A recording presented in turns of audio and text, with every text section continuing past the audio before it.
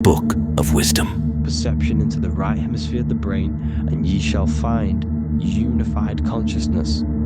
You shall find your higher self, the one and only.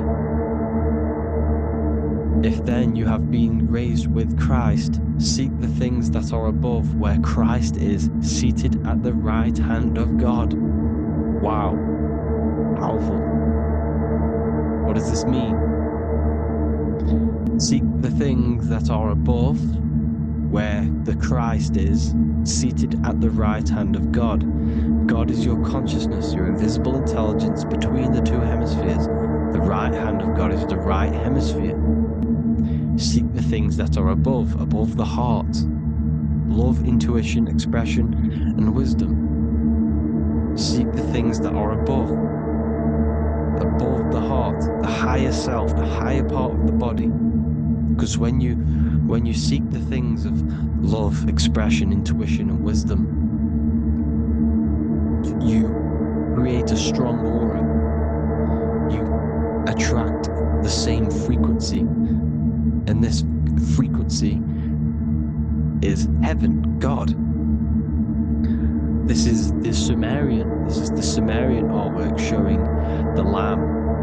This is a step symbolizing stepping upwards, raising up. He's stepping over the lamb up to the bird. His hand is going to the bird. The lamb symbolizes the lower self. Okay?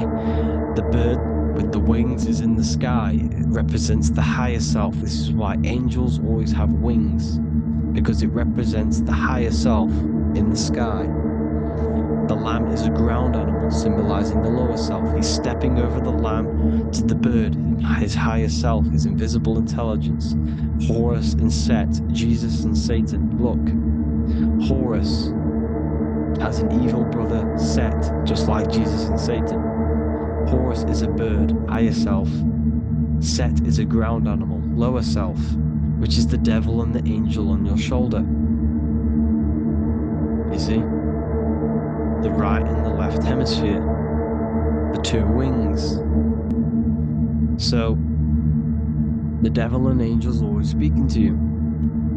The higher and the lower self. It's the battle between the higher and the lower self, between the invisible intelligence and the physical body, because the body's the one that wants the sugar, it wants the pleasure, it wants the sex, it wants the porn, it wants all of the materialistic things, it wants the 7 deadly things.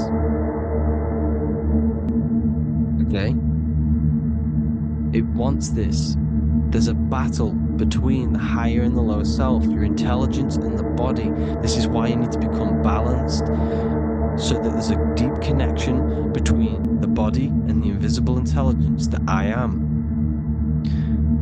You need to master your mind with discipline, and you gain a connection between the brain, the body and the intelligence. Resurrection, transmuting sexual energy. Okay, this is important.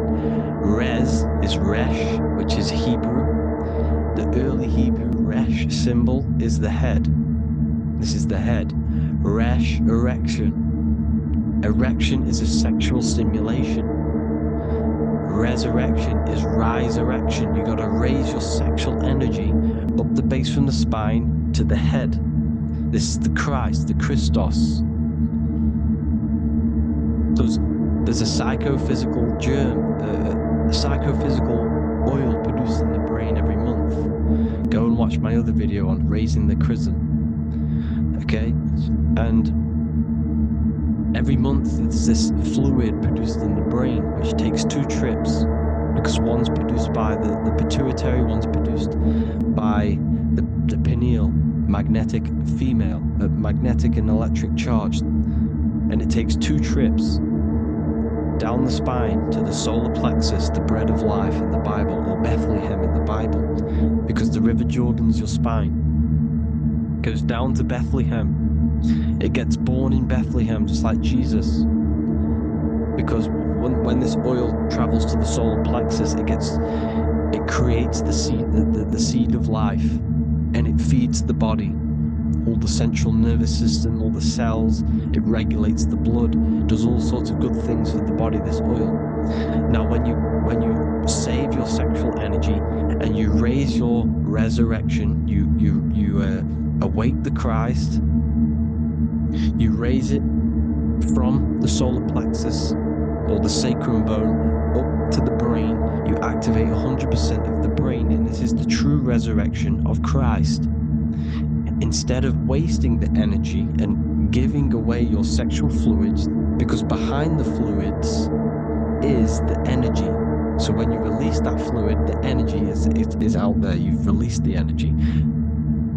Your sexual energy is the most potent emotional force a human could possibly feel.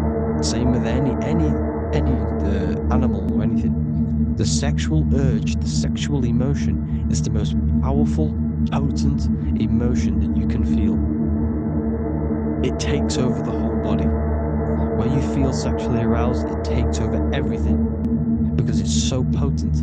And when you fight the serpent, when you fight the sexual energy, which is shown here in the Egyptians, the cat cutting off the head of the serpent, or Hercules fighting the serpent, or the Greek mythology fighting the seven-headed dragon, the seven chakras. The serpent is your sexual energy because it symbolizes your kundalini. When you fight it and you transmute this energy, instead of releasing it, instead of acting sexually on it, you can transmute the energy, transfer it from the solar plexus up to the brain. You can do this with other tasks. Instead of releasing it, instead of raising it from the solar plexus to the brain, you can use it for other things. So for example, you want to think critically. You can use it for critical thinking. You can use it for going to do exercise. You can transmute sexual energy into anything. But you can do this, you can raise the sexual energy, and you can use this energy to push the cerebrospinal fluid from the solar plexus up through the spine, up the 33 vertebrae to the brain, and it'll activate 100% of the brain. And this is the resurrection of Christ. Jesus was never dead. Jesus was never rose from the dead. It symbolizes the Christ, Jesus Christ. Christ is Christos, which means oil in Greek. The resurrection of the Christ, the Christos, the oil. When it activates 100% of the brain when it's raised, and it can regulate all the systems, it can regulate all the blood, it can regenerate the body. And this is the true Antichrist. They don't want us doing this process. The Antichrist is not against Jesus, it's against the fluid in our body that makes us live hundreds and hundreds of years and makes us live as gods. This is the true resurrection. And when you fight the serpent, you fight your sexual urges, your sexual emotion, the most strong emotion that you could ever feel. You can do this process. And this is the true secret of transmuting sexual energy. Because when you transmute the sexual energy, you can become a god. And this is why Hercules is fighting the serpent. Notice how the serpent is low. He's reaching down to it. It represents the lower self. Because the lower self wants the lust. It desires sex. The body desires sex. There's a fight between the higher and the lower self. But when there's balance, there's even. Heaven is even. When there's evenness between these, this is the kingdom of heaven. This is when heaven is on earth. So at our highest levels of ourselves, the highest level of our intelligence, this is God. God is something that we manifest. We need to achieve Christ consciousness by battling the body. There is no battle outside of the physical body. It's an internal battle. Jesus and Satan have been externalized. Nothing exists outside of you, because I explained in the beginning how you are the consciousness experiencing the central nervous system. Therefore, there is nothing outside of you. It's all internal. Jesus and Satan have been externalized. Why? Because it's business. The church is a business. It's all a business. They've created these figures to be historical when they're not historical. The Bible's not historical. It's all externalized. It's called exoteric, when the truth is esoteric, internal teachings. So anyways, people, balance the chakras, balance the two hemispheres of the brain, balance the conscious and the subconscious. Balance is perfect, the yin and yang. You are spiritual and physical. You live in day and night. You need to be balanced. Oneness. Seek oneness. And this is the true kingdom of heaven. And when we all realize that we are all the same intelligence, the same consciousness expressed in different bodies, when we all realize this, we all realize we're all one. Doesn't matter what race you are. It doesn't matter what race you are, where you're from, your nationality, because none of you are actually from here. None of you are from the physical world. You're manipulating the physical world through the physical body.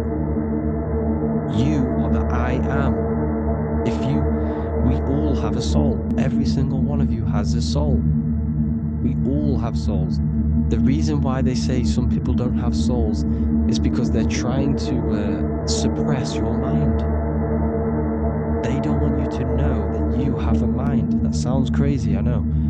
But a lot of people haven't realized that they have an infinite intelligence called a mind. And behind that mind, if you can observe your thoughts, the person who is observing the thoughts, you have a soul. Everyone has a soul. Don't listen to all these people saying some people don't have a soul, some people do. We all have a soul. Every single one of us. So anyway, you need to break the lower nature of yourself. At our highest levels, we are gods. Our intelligence, our universal intelligence, the I am, the intelligence that's inside of the brain, is God. Our minds are being corrupted within believing that you are the body. And by doing the result of this is a society like today. Because everyone thinks they're the body. And everyone's living in the lower nature of self, where everyone only cares about themselves. But when we realize we're all one big consciousness, PDF or paperback copies available in various languages. Visit www.bookofwisdom.org.